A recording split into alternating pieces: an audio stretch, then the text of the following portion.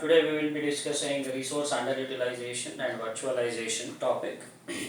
So friends, in the last video lecture titled Road to Cloud Computing, what we have seen is we have seen importance of cloud with a beautiful example, right? Friends, if you remember that cricket website example which we have discussed in our previous video lecture, right? That clearly explains the importance of cloud computing, right?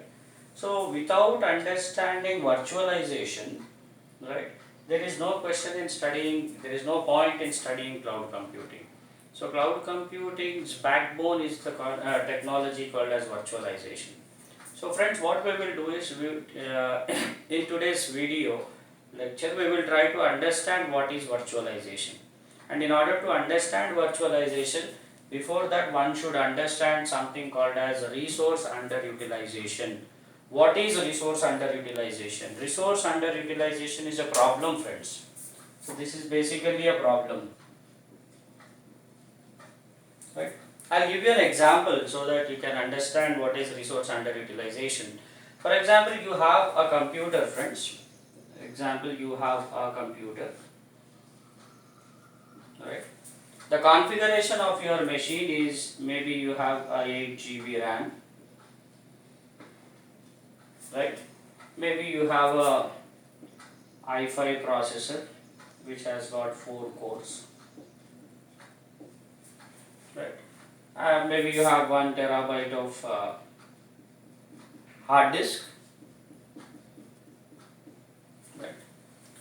The point is, you have a very good RAM, you have 8 GB RAM and you have an ultra modern processor with 4 cores, right? Quad core processor. It offers very good computation power.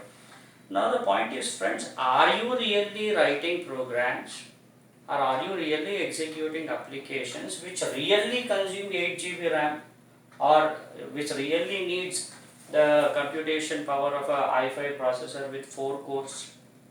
Suppose if you are a undergraduate student, right, of computer science engineering course, right, what kind of programs you might have done in your previous 3 years of engineering course, if you are a final year student, right? What kind of programs you might have done? Something like data structures, wherein you do some double linked list, all these kind of programs, maybe some Python programs, right? Maybe some web technologies, right? So please think, please recollect, right? Suppose the biggest program which you have written was maybe some 200 lines of code double linked list program. Please try to recollect, friends. Was it really consuming 8 GB RAM? Maybe let us assume 1 or 2 GB was given for the system, 6 GB is left. So did you write any program or application any time in your life which was really consuming the total capacity of your RAM and processor? If not, then it is resource underutilization. This is the point which I wanted to make, friend, right? I just give you an example. First time when I have written this linked list program, maybe some 20 years back, right? At that time I had a 64 MB RAM, right? My computer was very old and configuration of my computer when compared to this computer is very less. Right, in a 64 MB machine also I was able to run double linked list program without any difficulty, and in a 8 GB RAM also I can run it without any difficulty. So am I really using my computing resources to the full extent? That is the point. If I am not using my computing resources to the full extent, then it is called as resource underutilization. Right? Now the point is what to do. Can I improve this resource underutilization? Can I increase the utilization of the resources, computing resources? Right? How do I improve? What else can be done? Right? Maybe in my personal machine, in my desktop, I can have dual operating systems. Having multiple operating systems will not increase my resource utilization, because at any point of time again only one person can work. right? So I hope you understood the problem or the point which I am trying to make, called as resource underutilization. So if resource underutilization is a problem, then how it can be overcome or how you can resolve this issue. So if this is a problem, then virtualization is a solution to this problem, friends. Right? So what we will do is, we will try to understand virtualization, and finally we will see how virtualization became a core concept for cloud computing framework.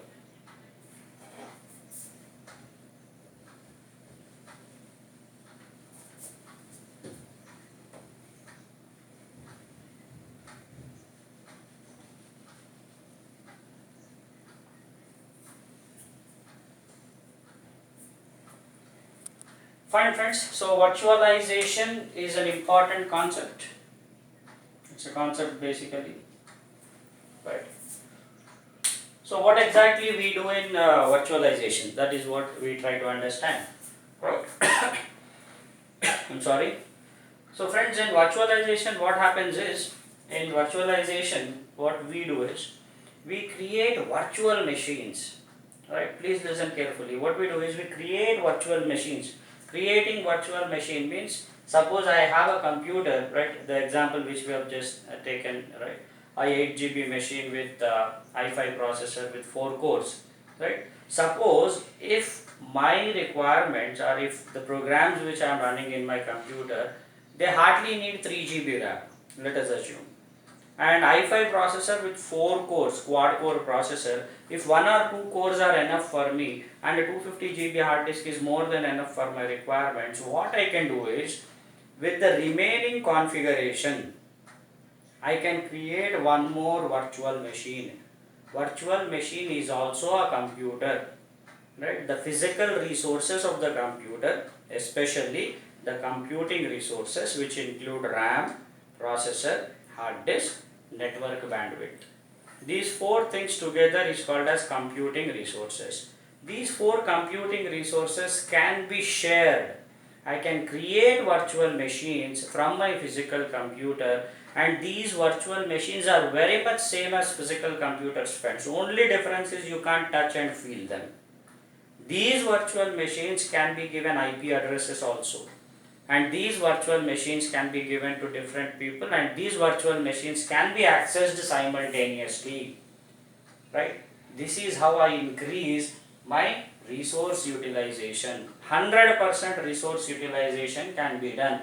From resource underutilization to resource utilization, the journey from underutilization to complete utilization is possible using virtualization. Such a beautiful concept is virtualization, friends. So what exactly we do in virtualization is, suppose this is my computer, right? 8 GB RAM I have. So this machine, right, from this 8 GB RAM computer, what I can do is, I can create virtual machines. So this is my actual computer, my physical machine, right? So I may need 2 GB or 3 GB RAM, and remaining whatever processor etc. are there. As per my requirements, I reserve the computing resources, and the remaining computing resources I will use to create virtual machines. And once the virtual machine is created, in that virtual machine I can install the operating system, and once the operating system is running, we have another computer ready in our machine. These virtual machines can be given to someone else on rent basis. So I use only some portion of my computing resources, and I create virtual machines. These virtual machines I can even give on rent to someone else, and every month I get some amount out of it.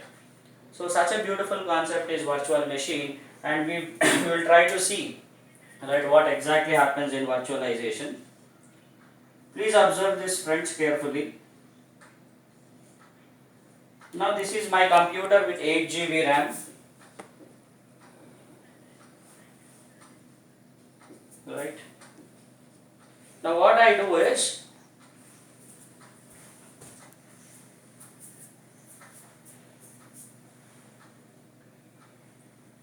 I'm sorry, I have 8 GB RAM. So what I do is, maybe I need 2 GB or 3 GB. So what I do is I reserve 3 GB RAM for my requirements.